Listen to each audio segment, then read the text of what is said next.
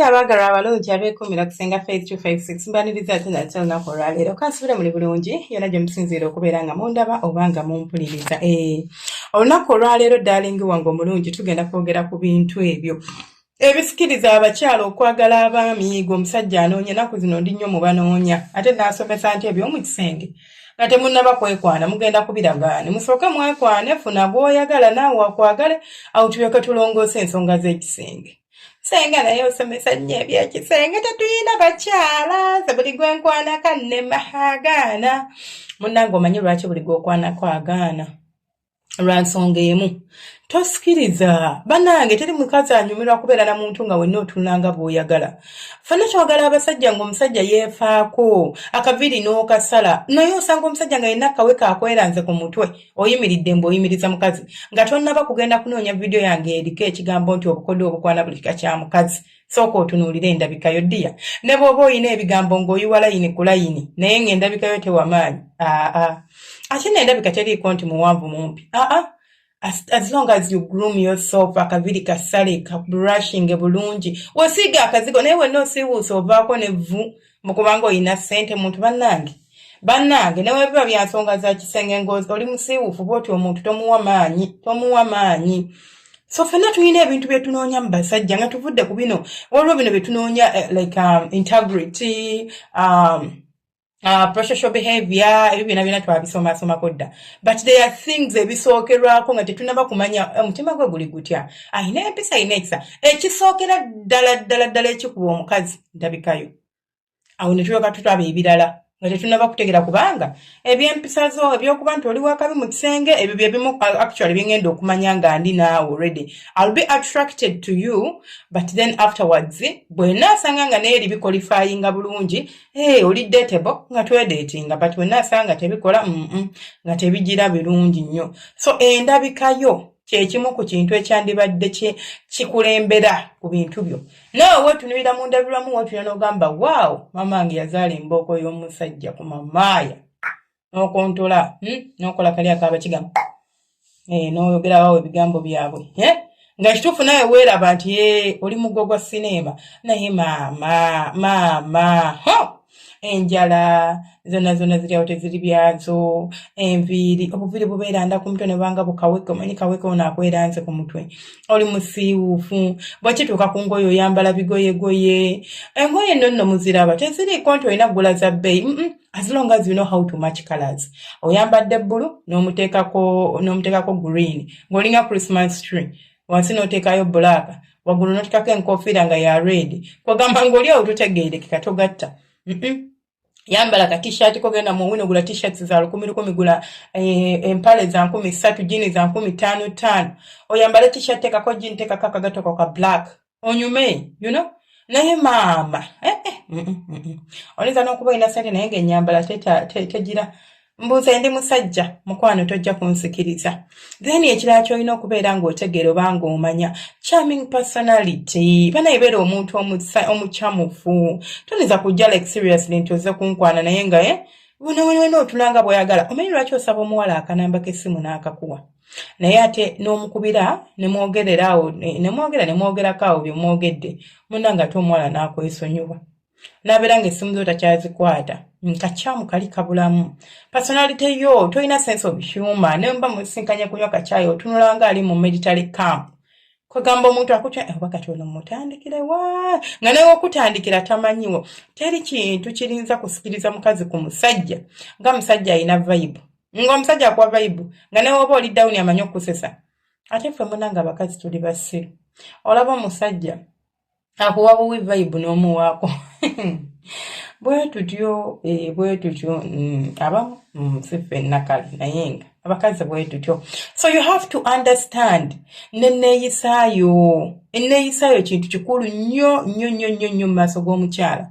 Tuyinza kulumba mukyala mukwana naye nga omanyi bano abantu abajooga abalina olusaagosaago abamanyiiririza ebyo byonna olina okubyewala.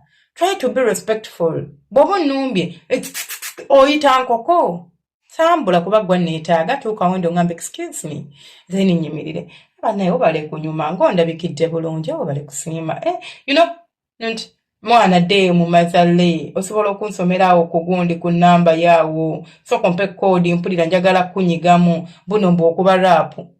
Okay, waliwo abakyala baagala abantu abayeyeyaye, but not all of us will want this kind of people, and even if we do, not on my first day I see you.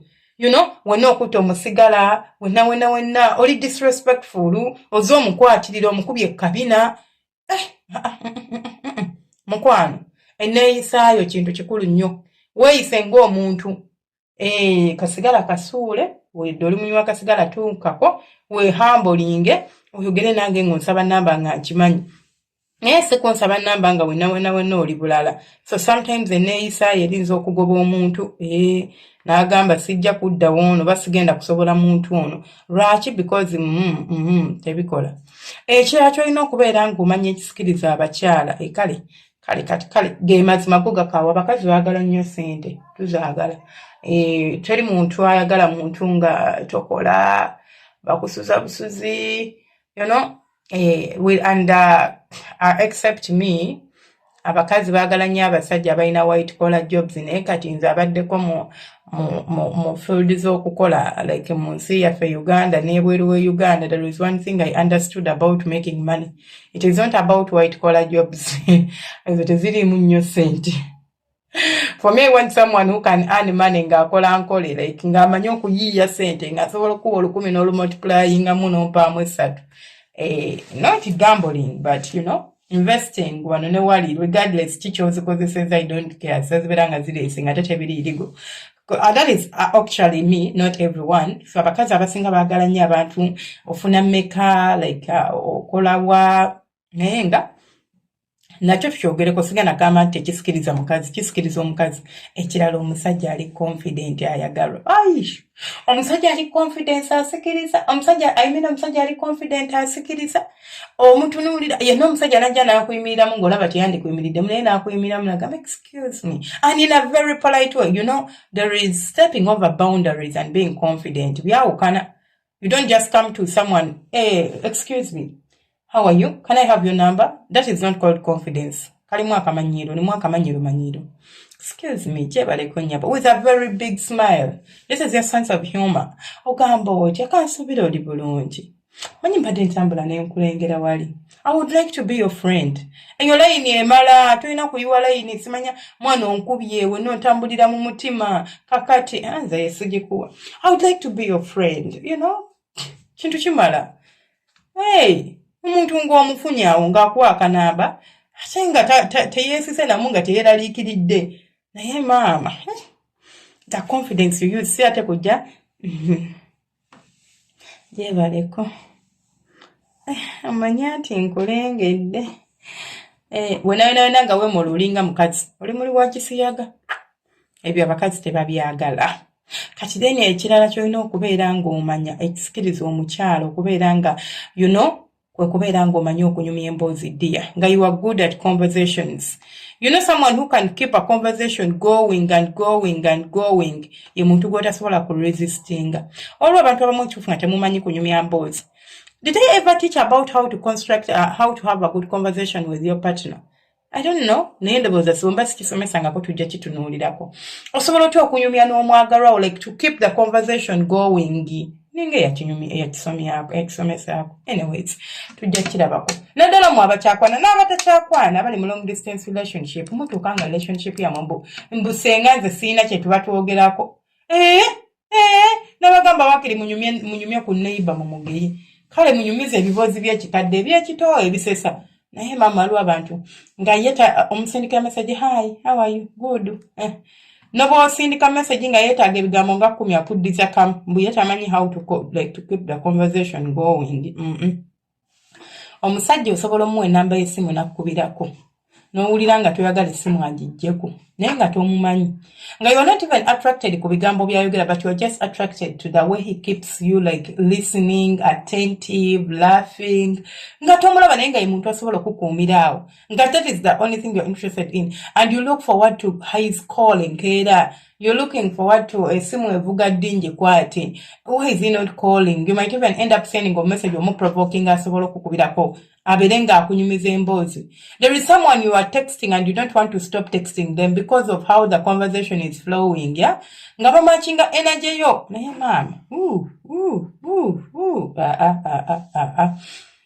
Munange ebirala omusajja ng'ali compatible kwegamba n'omusanga nga kyekyo nga personality ye matchinga n'eyiyo fena tuli basanyufu fena tuli ba extrovert fena tuli ba introvert fena this is someone that can attract that I can find irresistible as long as you know nga kijira kiggwa bulungi nnyo nga kikola ki nga kiggwa bulungi nnyo ekyakyo olina okubeera ng'omanya ekisikiriza abasajja wekisikiriza ekisikiriza omukazi ku musajja of course omuntu ali supportive omanye omusajja bw'oba wakamusisinkana you will understand him for example omuntu aba yakakwana bakola buli kimu everyone will go out of their way to prove their love to you but singa nsanga omusajja tasobola okungulira airtime nga simumusabye darling I call you I call you via messenger via social media which means I use data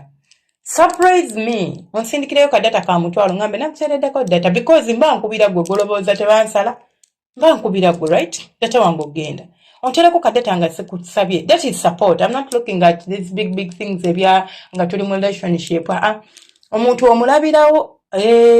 omulabirawo n'omanya nti ono nno taabeemu mulamu oba anaabamu omulamu you know ka support aka akatinitini ako nga he can come through for you nga yakakulaba n'okitegera nti ko katukimanye ensangi zino ebintu ebisinga byaki byakubeera nga tuli ku media nnyo whatsapp biki then video call me oyagala oyogere nange for hours on a video call darling gwatekako data gwatekako data ng'oli okwogererako then bw'omala onsiibuza amalusu munange ng'omuntu yenayina amanyi nti nno data w'omukazi ono ndimumalako niyinza okuba nze omukazi wattu oteekako data wange wa 15 n'amalako ennaku 3 kati wankwanyu oyagala tusiibe ku ssimu nga twekwana kyokka tosobola kugamba nti munaye kanteekeko data tulyoke twogere unlimited so that support ako keetaagisa okubeerawo omuntu ategeere nti kirikirya wali wonna kale ebyo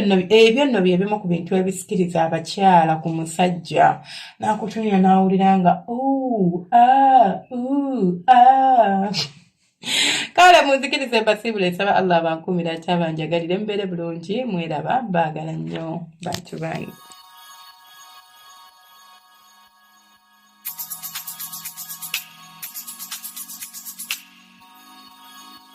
Yeah.